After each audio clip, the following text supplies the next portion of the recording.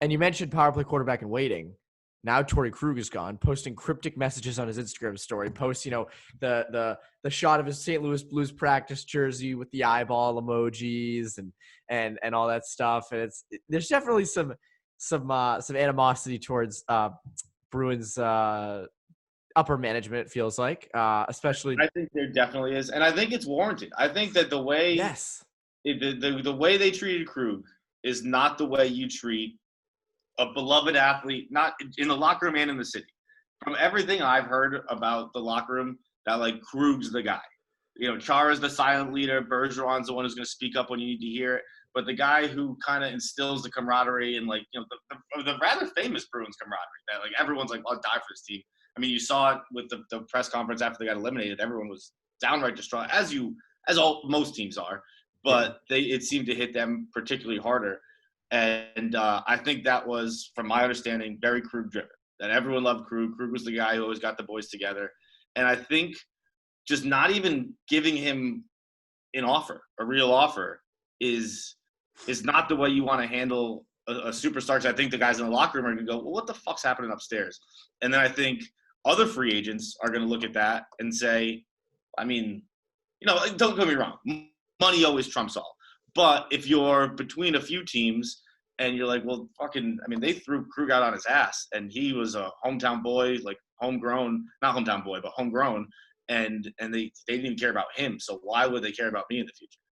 Yeah, I mean, I look at that, and I remember when it happened. I mean, we knew Krug was probably gone, just the way that the talks had been, and what Krug was saying. I mean, he was clearly pissed, and what Sweeney was saying, which was a lot of nothing and a lot of like, we're just trying to move on with this.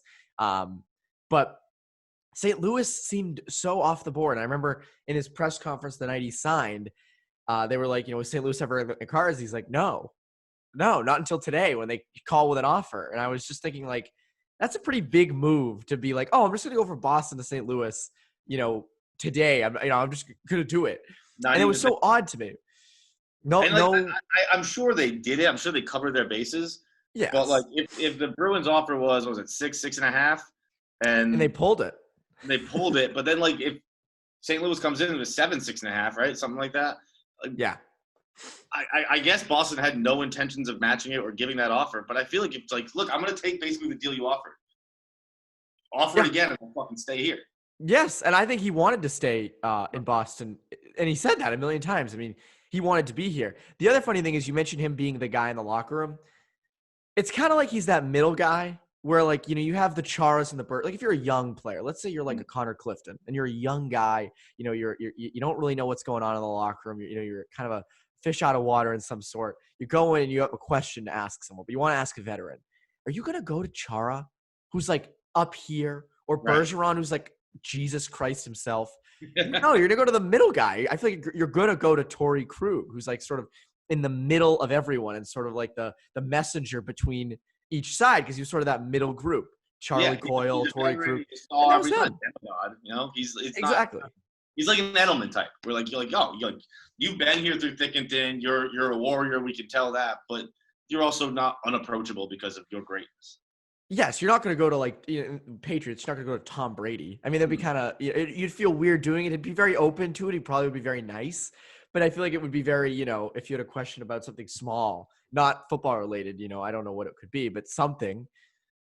It would be kind of weird to go right to Brady. If like you'd want to go to Edelman, you don't go to Brady for like local Foxborough spots. Like, hey, where should I go get a beer? Yes. You don't ask Tom Brady that. You ask Edelman. Yes, exactly. I don't think Brady would be caught dead in Foxborough. But yes, I do think that Krug was that guy. I think losing him obviously sucks. Should they have re-signed him? Take the money. Should they have re-signed him? Was it smart to sort of move on? I think his game will age. I do too. Because he's not a bruiser, which is why people in Boston hate him, because he doesn't fucking fight every 3 seconds. But not everyone obviously love, but why that was the knock on him. Like, oh, he doesn't fucking lay the body. Oh, he's 5'9". So what do you expect? But I don't know. Like, you look at guys like Niedermeyer. Like, they were puck moving defensemen who played. I mean, how long was Niedermeyer retired? 40s. I think he was early 40s. Yeah. So like a 31-year-old with a 6-year deal or a 7-year deal, you'll probably have some wasted money on the end where you can't really move anymore. But I think barring like a significant injury, I don't see why Torey Krug's game can't age. Yeah, I mean, it's funny because I look at this Bruins team, and my opinion during the season was you have to re-sign Krug. Why? Like the obvious, duh. But that was also when there wasn't going to be a flat cap, and the cap was just going to probably go up to like 85 or 84, whatever it was. But of course, then a pandemic hits, screws all these free agents over. And now the Bruins are caught with a little bit of cap space, but you don't know what it's going to come in future years. You got to pay McAvoy. You got to pay Pastrnak down the line. You got to do all these things. I don't know if you have to pay Pastrnak. I think he'll play for free. Okay, all right, that's fair. He'll play for like clam chowder down at Legal Seafood.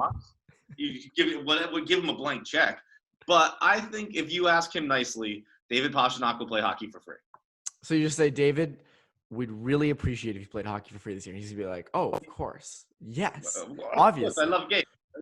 Hockey, I love it. It's the best. You're right, though. That is something he would do. He would definitely be like, I mean, as long as you give me a gift card to, not the Forest isn't there anymore, but Tavern in the Square, I'm good. Do it for Dunkin' gift cards from the commercials. But you do have to pay these guys. It sucks. I wish you didn't have to. You could goad them into playing for free. You could give them, supermarket gift cards. But I do think that someone like Krug, the money in the end is going to be tough down the line. You don't know what that's going to be like. And you also don't know, and this might be unpopular, you don't know how long this Bruins team is going to be contending for. Like contending. Like the cup, everyone says cup window's closing. You look ahead, what's the future after Krejci and Bergeron down the middle? What's the future, especially now on defense? Chara might be gone. Krug is gone. Your left side is Grzelcyk, Lauzon, John Moore. I mean, you don't have like a solid left side. Grzelcyk's great, but other than that, it's kind of an open season. So you don't know what this is going to entail. Also, you needed to get a little bit bigger on the left side. Like, not to sound like one of those, old Bruins fans who, love Milan Lucic. You do have to have a little bit of size on the back end, and I feel like they were definitely missing that